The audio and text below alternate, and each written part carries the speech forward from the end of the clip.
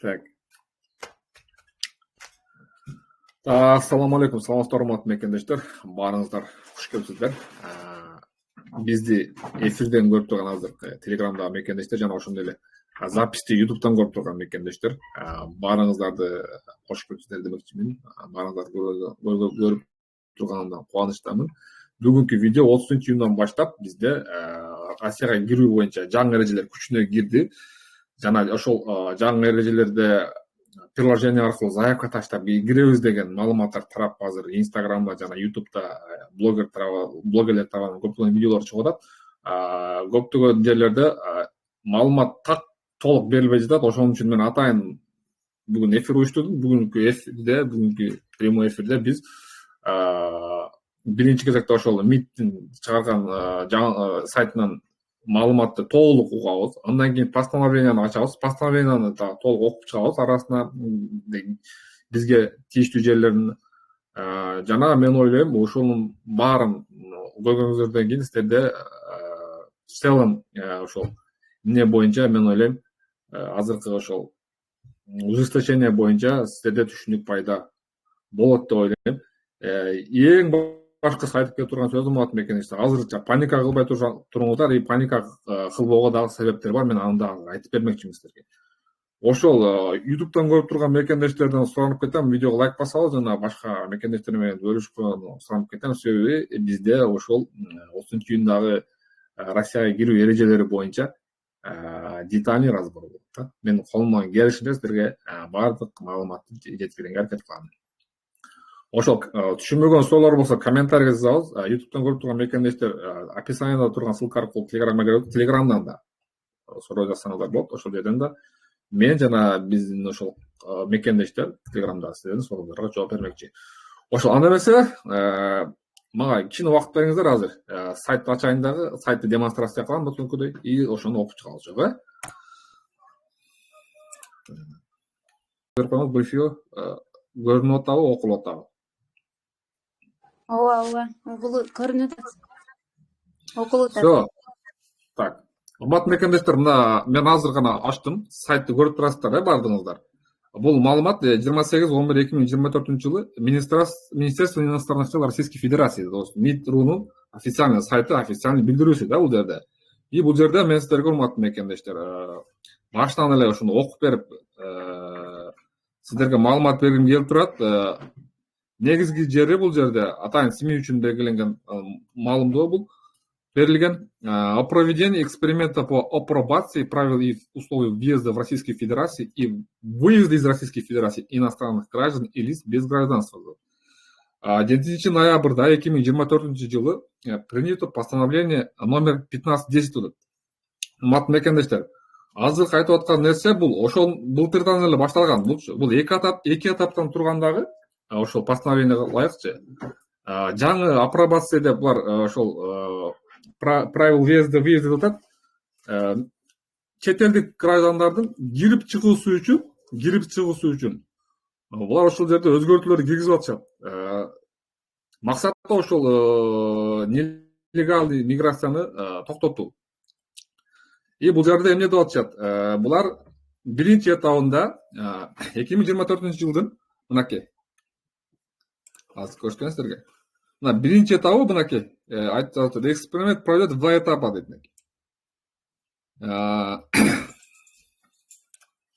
Биринчи этабы декабрдын 1-inde 2024 жылы башталып атат. И 30-июнга чейин болот экен биринчи этабычы. 1 ай калыптыр. Бул эмне кылат бул жерде? Воздушных пунктах пропуска через государственные границы Российской Федерации в международных аэропортах Московской воздушной зоны, это Шереметьево, Домодедово и Внуково, а также Жуковский, Московская область. И в автомобильном пункте пропуска Маштакова, Оренбургская область будет осуществляться сбор биометрических персональных данных иностранных граждан. То есть, мекендештер, былтыр ошо 1 декабрда биз маалымат уккан элем, ушундай башталды деп.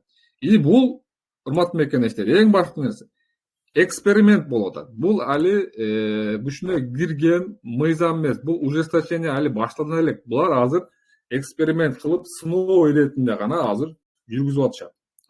Демек, бул ошол көрсөтүлгөн гана аэропорттордо ушундай полис алып эксперимент жүргүзүп көрүп атышат. 6 ай болду, мына 7 ай болуптур. 7 ай, 8 ай ушулар эксперимент жүргүзүп көрүштү. Булар ушул границадан кирген чыккандардын бардыгынын бармак издерин алышты. Эми кыжалат болуп аткандар. Азыр аталып кеткен аэропортто жана бир эле автомобильный пропускной пункт Маштакова Оренбургдагы эле жерде болот бул. Башка жерде мындай этаптар жүрбөйт. Эми экинчи этабы башталат деп атат. Экинчи этабы мына дал ошол азыркы паника кылып аткан 30-июндан баштап күчүнө кире турган, баштала турган этап. Ал этап эмне экен? Мекендештер, ал этапта экинчи этап, второй этап пройдет в период с 30 июня 2025 года по 30 июня 2026 года. Бир жыл дагы ошол эксперименттин экинчи этабы болду, урматтуу мекендештер. И ушул жерде ушунда окуп берейин силерге.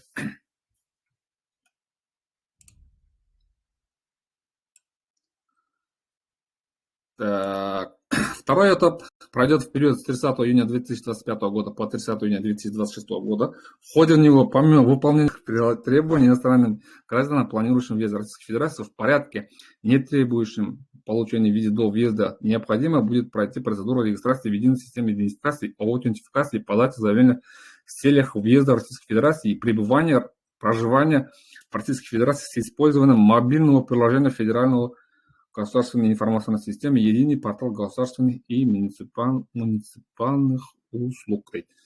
Так, кечирим сұраймын мекендештер, бираз толкундап азыр окуганда адашып атам. Бирок негизинен мен ойлойм силерге түшүнүктүү эле болду окшойт. 30-июндан баштап экинчи этабы башталып атат. Эми ошол бул жерде жазып турат. Помимо выполнения упомянутых требований дегени, бул ошол биометрический данныйларды алгандан сырткары дагы бир неме кошулуп атат бул жерде. Регистрация дейт. Единая система идентификации, аутентификации дейт. Бул деген жанагы госуслуги деген регистрация ачышыңар керек деп атат. Мен ошол сайрап келген госуслуги опять-таки ошол 1 жылдан бери 2 жылдан бери айтып келем, бардыгы ачкыла депчи. Мына ошол госуслуги жана ошол жердеги приложение госуслуги ру ID деген приложение аркылуу регистрация болуп дейт. Ошол аркылуу кыскасы регистрация аркылуу өтөт деп маалымат берип атат да. Бирок чынында эреже боюнча госуслуги ру ID деген приложениясын скачать эткенсиңер, ошолдун ичинен баягы графаларды толтуруп, анан мен кийинки видеолорумда отдельный бир кыска бир 2 мүнөт 3 мүнөттүк видео кылып чыгарам. Ошол кантип толтуруу керектигин эрежелери тууралуу. То есть азыр кыскача маалымат берип кетейин, ошону толтуруп заявка таштайсыздар дагы. Булар силерге QR код берет экен, ошол QR код менен программада өтүп атканда көрсөтүп анан өтөт экенбиз да. Кыскача видео бул боюнча Инстаграмга чыгат бүгүн же эртең. Даярдадык, ал жактан да маалымат берип атам мекендештер. Дагы бир жолу айтып кетейин мекендештер. Могул Москвадагы Шереметьево, Домодедово, Внуково, анан Жуковский аэропортторунда жана ошол Оренбургдагы Маштакова автомобильный пропускной пунктунда ана ушул эрежелер жүрөт. Башка ошол маалыматка ылайык башка пропускной пункттарда мындай нерселер катталбайт. То есть эгер границага кирди чыкты кылгандар кантет деген азыр вопрос болуп атат да. Бул эксперимент болгонуна байланыштуу мен ойлойм, Маштаковадан башка пропускной пункттарда буларда границага кирди чыкты боло берет.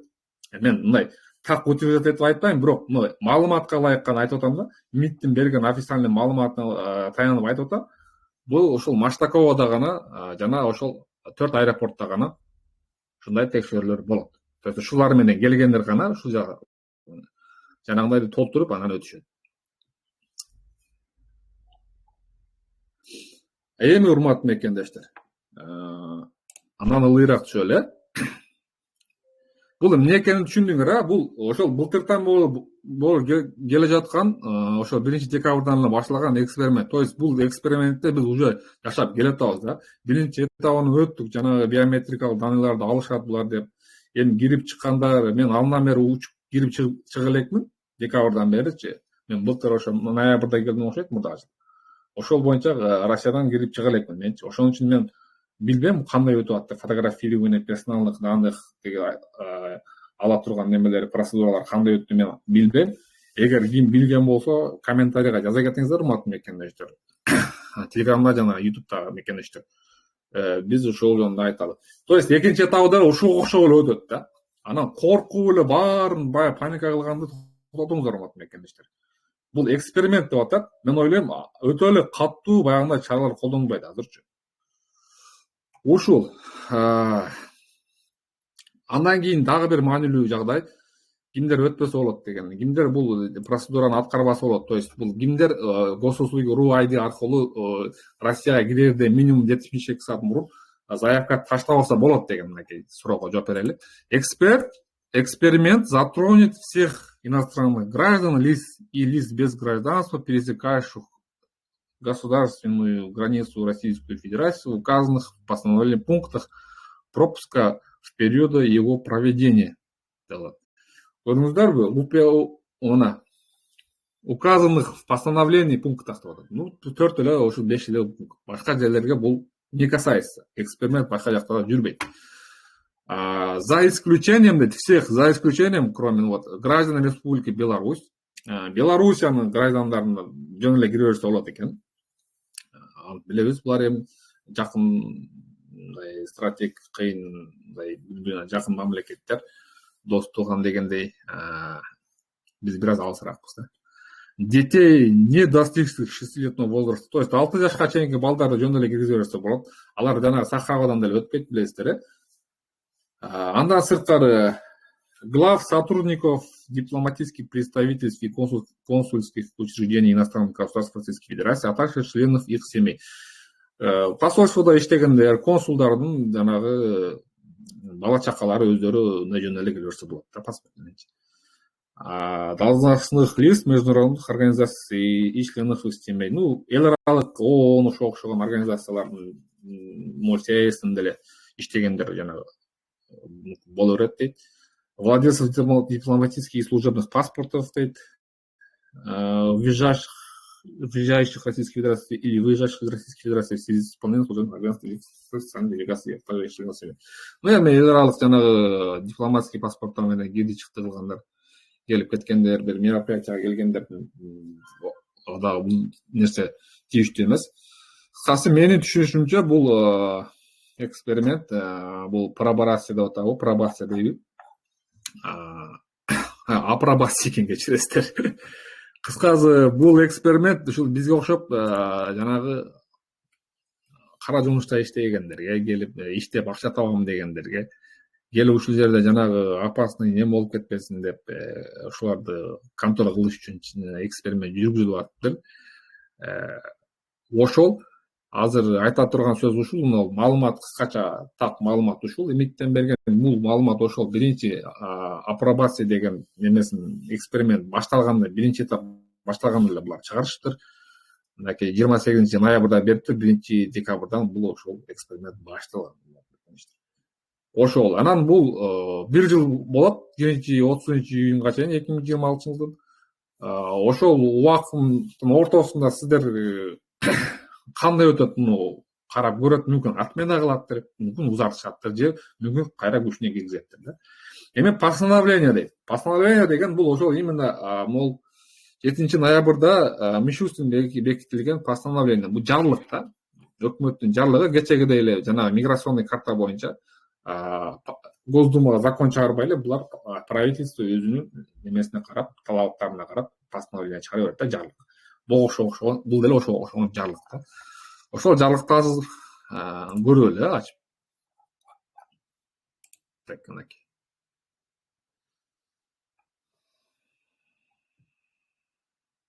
Жыйырма 27 страницадан турган дейт. 27 эмес, мындай көп окшойт да. Ооба, 27 экен. ушул апробация боюнча эксперименттин постановлениясы чыгарылган, буйругу, жарлыгы дейбизби. Мына ушул жарлыкка ылайык азыркы эксперименттер жүрүп атат. Эми эмне деген жарлык, кандай экенин толук билгиңер келсе, урматтуу мекендештер, мен бул дал ушул документти скачать этип туруп PDF форматка эмнеге таштаймын, биздин Telegram каналга эртеңгүсү күнү YouTube'дан көрүп турган мекендештерди Telegram каналга кирип, ушул ссылканы ачып, документти скачать этип, үйүндө бош убактыңыздарда толук окуп чыксаңыздар болот. Же болбосо дал ушул документти өчүрүп алып, юрист таанышыңыздар болобу, юрист бир жерде иштеген досуңар болобу, тууганыңар болобу, жолдошуңар болобу, ошолордон миграционный праваны жакшы билген, ошолордон бул боюнча кеңеш алсаңыздар болот. Мен окуп чыктым, окуп чыгып түшүнгөнүмдү силерге айтып бердим колуман келишинче. Мүмкүн кээ бир жерде ката кетирген болсом, эгер билсеңиздер комментарийге жазып коюңуздар. Бул деле приветствуется. Жана ошол эле нерсени биздин Telegram каналга кирип, ошол жерде ушундай прямой эфирге катышып, ушул жерде оюңуздарды айтсаңыздар болот да. Мен ушул менде бар маалымат менен бөлүштүм. Эми азыр силерге ошол эми суроо жооп коет эле, урматтуу мекендештер.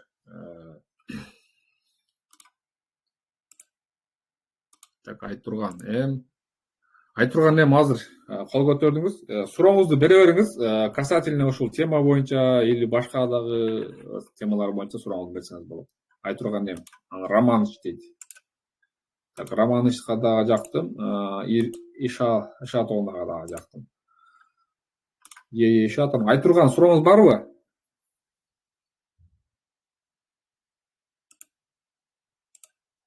Айтурган жок окшойт. Андан кийин ким? Романыч бере бериңиз. Микрофонду басып сүйлөгө эле. Ишатовна. Саламатсызбы? Саламатчылык. Котбеке, мен бир суроо берейин дедим. Трудовой договорум апрелге чейин, эмки жылдын 2026. Мен могу сентябрда чыгып Кыргызстанга кайра келсем, трудовой договор уже жарабай калат да? Опять заново жасашым керекпи? Трудовой договоруңузду суроого качанга чейин? 2026 сиз кылбадыңыз беле, 6 апрелге чейин да? Апрелге чейин киресизби сиз? Ооба, апрелге чейин кирем, где-то бир 10 күн жүрүп эле кайра келем да. Ну все, тогда ошол сиз уже узартып кое бериңиз аны, андан кийин дальше. Мисалы үчүн сиз билесиз да, биринчи кезекте 3 айга жасайт. Андан кийин ошол основание ошол договордун негизинде сиз дагы 9 айга узартасыз. Ошого расчет аласыз дагы ошол 9 айынчы 1 жылга узартып коюңуз да. Регистрация. Трудовой договор. И все болду. Сиз кирип чыкканыңыз менен трудовой договор эч нерсе болбойт. Түшүндүм. Чоң рахмат.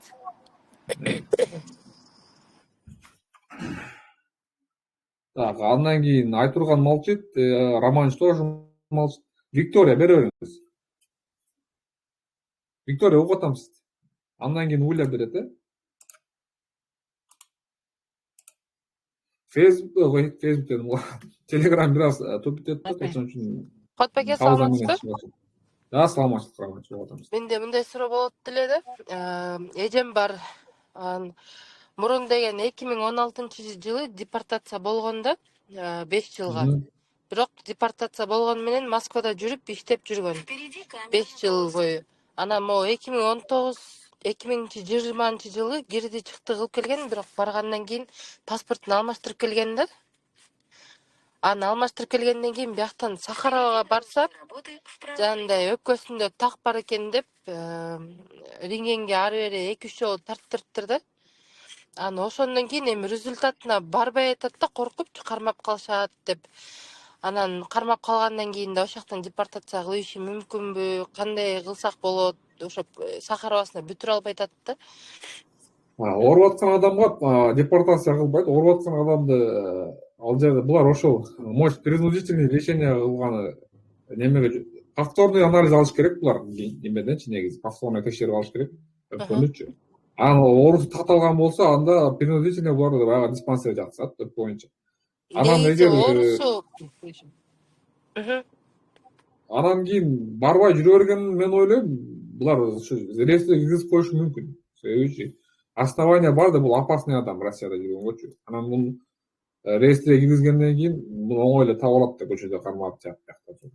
Анан кийин чыгарышка алып турат. Бул лечение кылышат да, эгер ооруган болсочу. Эми дак болгону бул жөн эле родинка болушу мүмкүн, башка болушу мүмкүн.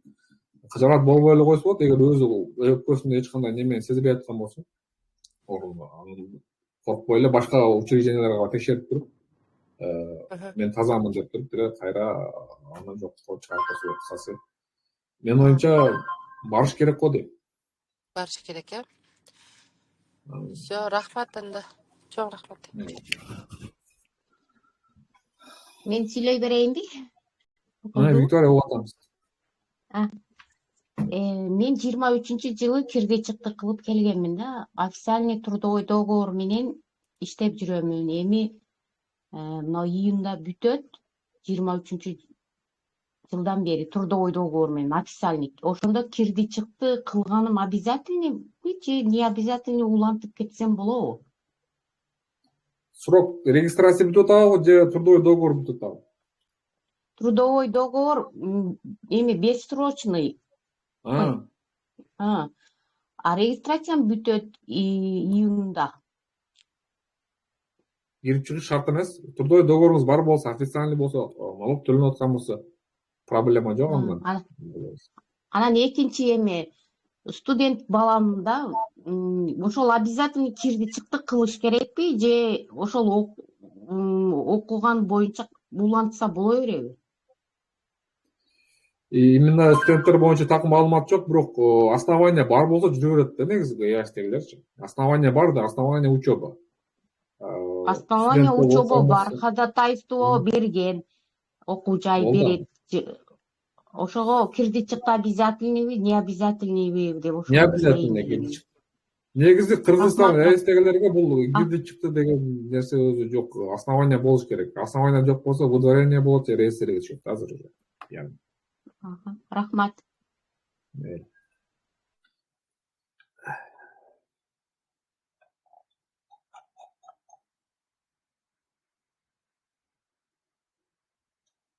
Так, ким бар? Суроолор барбы? Нектар бар экен, э? Мирван дейт. Нектар суроо барбы? Алейкум. КПК договор боюнча жаңылыктарды издеп сатып алган, да? Толук маалымат алайын дедим. Не таппай койдум? КПК договор боюнча видео барбы? Видео жок. Толук маалымат алынган эле да, кандай утсак орт менен договорлошон деп турабы. Ал канча число экени жарайт турат деген суроо түзөп калмаса.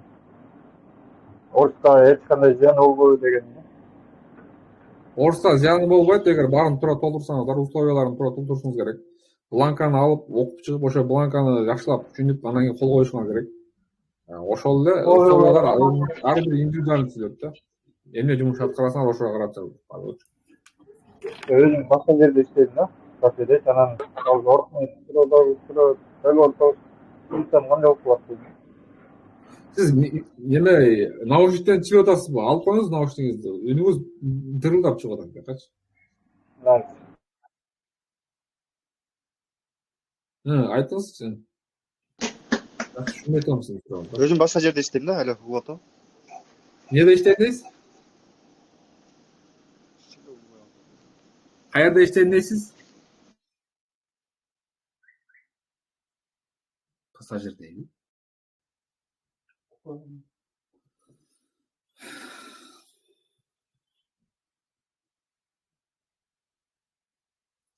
Так, ГПХ боюнча урматтуу мекемештер. ГПХны О менен түзсө болот, ИП менен түзсө болот, физлицо гражданин Россия менен түзсө болот.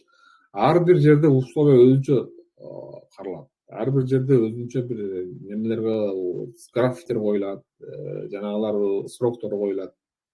Ошого жараша. Эми бланканы качет этип алып эле көп толтуруп атам. Анда бир ок коюңуздар урматтуу мекемештер, что потом проблема нет. Биз Милан Токтогулбеков менен ошо баштаган неме боюнча ошо бланка бар, общий, бизде ошону толтуруп берем мен келип. Ал жерде ошол самозанятый применяется специально налоговый режим деген. Налоговый режим деген бул самозанятый ачыш керек деген да, исполнитель ошол. Ушулардын баарын аткарышына керек. Все, Мирван бере эле сураңорду, Нектар бираздан кийин кошулса керек азыр. Мирван сурооңуз барбы? Уля, эмне суроо? Саламатсызбы? Саламатсыз. Суроомду берсем боло берет да? Ооба, беребиз. Мен российский гражданинмен. Анан өзүмдүн Кыргызстандын жараны тууганыма госуслугиден трудовой договорго жөнөтүп койдум да. Анан мага услуга оказана, разрешили, короче, уведомление келиптир мага положительный. Эми мен ошонун основаниясында регистрациясын узартып койсом болот да, э? Болбойт. Болбойбу? Ал уведомление өзү жетишсиз, сизге договор керек. Договорду дагы беришиңиз керек. Договорду да госуслуги, через госуслуги берсем болобу? Жок. Госуслугуну как договорду уведомление кошо бересиз да, эки документ да бул жерде. А башка договорду, мисалы үчүн башка трудовой договор менен менин именно уведомлениемди берсем жарай береби? Башка трудовой договор кандай договор? Башка өзүнүн башка жумушунда иштеген трудовой договору дагы бар да? Болбойт, э? Анда ГПХ түзүп туруп, анан ушул уведомлениенин негизинде беришим керек экен да. Силердин данныйыңыздар менен кошо бул ГПХ түзүш керек. Түшүндүм. Мейлиңиз, рахмат чоң.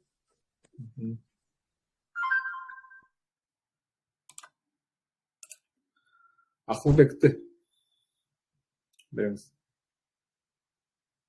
Assalomu alaykum adaş. Жакшы, рахмат. Men ID kart менен кирген элем да. Анан загран жакында эле алдым да бул жактанчы, элчиликтен. Ошо кирди чыкты кылып келсем, бүт баарын ошо загранга өткөрүшүм керекпи? Ооба, өткөрөсүз. Негизи өткөрбөй койсо болот, бирок буларды эми кандай десем, өткөрбөй койсо болот негизи анчы. Эки паспорттун бул жакта өзү закондо кабыл алынган ортодочу. Анан бул жерде өздөрү баягы операторлор өздөрү да баш айланышып, андан кийин баары алмаштырып кел деп айдап атат. Ошон үчүн баарыңыздарга айтып берип коем, мурат мекендештер. Киргенде загран менен кириңиздер, баардык документтердин баарын загранга алып кетиңиздер. Мен илгертен эле ошо загранга калам. ID картты бир да колдонгон эмесмин жака киргендечи. Россияга келгенден баштап жалаң загранга барып документтер. Бир да вопрос болгон эмес да, ошо эки түрлүү болду. Билбей кирип алып, мен трудовой договорун бир ошентип загран менен келди эле, жөн эле баягы дополнительный справка берип коюптур да, мындай башына неме кылып атыптыр, жарай береби? Топ соглашение берип коет, боло берет, жарайт. Себеби аны өзгөртө албайт, закон аркага иштебейт да.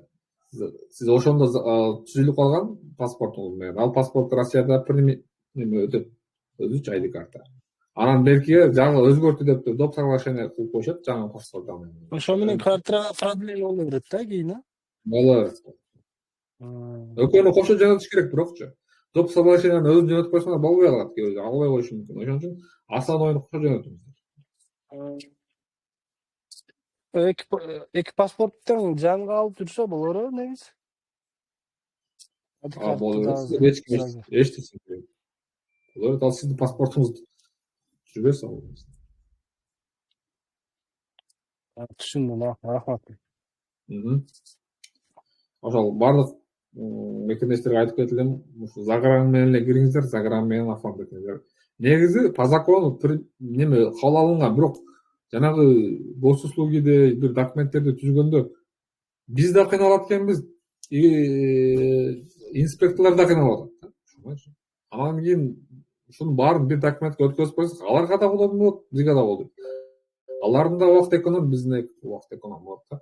Өзүбүзгө эле жакшы болду. Ошон үчүн баардык документтерди ID карт менен жүрсөңүздөр, Кыргызстанга летом баардыгыбыз барып келебиз да көпчүлүгүбүз. Кыргызстанга барып киргениңизде загран менен киребиз дагы. пенсионный фонд менен эле налоговыйга барсак ушуларды даныларды өзгөртүп коет. Тез өзгөртүп берет. Ошолду өзгөртүп алсаңар, госуслугиге барбаса, госуслугине дагы кошо өзгөртүп коет. Ошо пенсионныйга барганда. Мир вам дейт. Суроо барбы? Мир вам.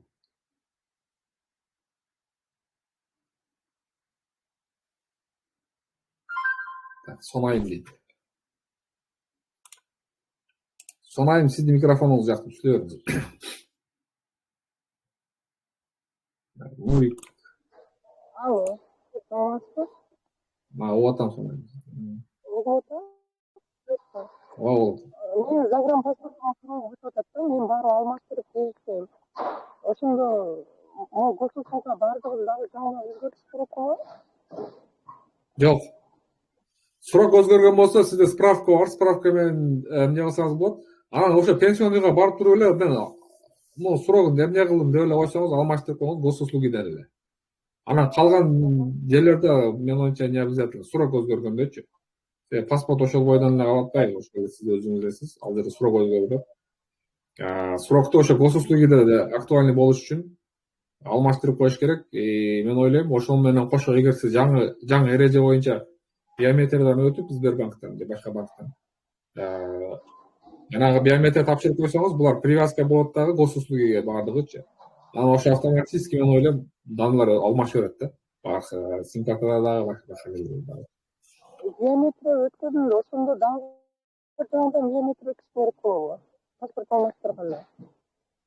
Жок, мен айтып атам, эгер биометриядан өтүп койсоңуз дейм, жаңы эреже боюнча 1-июлга чейин сим карталарга дагы. Азыр менин сим картам ошол блокировка болуп калайын деп кайра СМС келе берди да. Себеби неактуальный данные депчи. Паспорт. Анан кийин мен барсам 2-3 жолу оңдой албай коюшту. Анан кайра биометриядан өтүп баргандан оңдоп беришти. Ошону айтып коет. Биометриядан өтүп койгула, ошол вопростун баары кийин өзүнөн өзү чечиле баштайт да. Very good. Нурик. Нурик берсин, анан very good. Нел.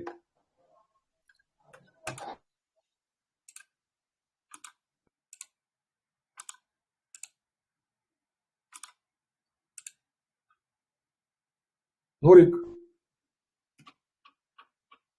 Так, Нурикте суроо жок. Very good.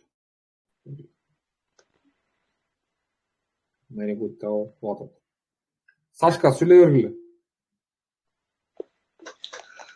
Ассаламу алейкум, Кубат ака, кандайсыз, жакшысызбы? Жакшы, рахмат. Кубат ака, менде мындай суроо бар да. Келинчегим университетке ишке кирген эле десеңиз. Трудойдо көрүп алган. Иштегениге бир 2-3 ай болуп калды. Уведомление бербейт атты, ону ишкана бериш керекпи же через МВД өзүбүз алабызбы? Ишкана берет аны. Ишкана береби? Ошону мен ишканага түшүндүрө албай атам да, тег элечи. Өзү негизи по идее ишкана бериш керек ана.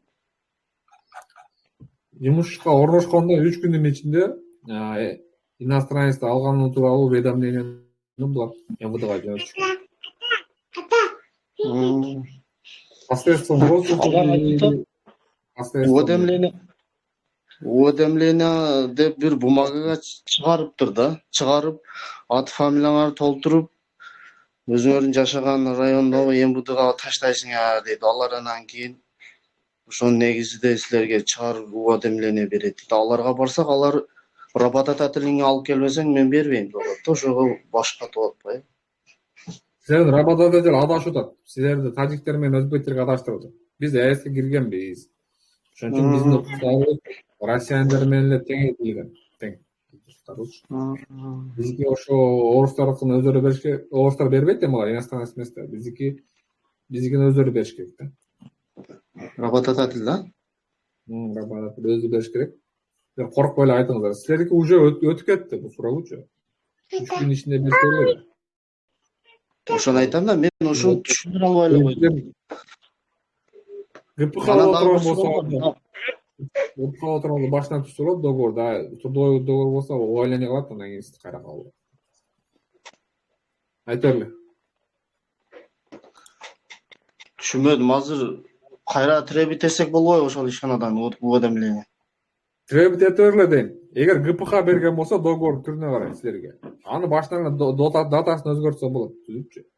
А трудовой договор болсо анда увольнение кылып, анан кайра оформить этип, анан кайра жөнөтөт. Башка жол. Хорошо. Анан дагы экинчи суроом неме? Мына печат деген маселе бар да бизде, Екатеринбургдачы. Ошол мен договорум менен бастырсам болобу келинчегимди? Ооба, негизи сиздин договоруңуз менен узартылган болсо, эми ошонун баары өзүңөр сүйлөшүңүз керек, анча жакшылап.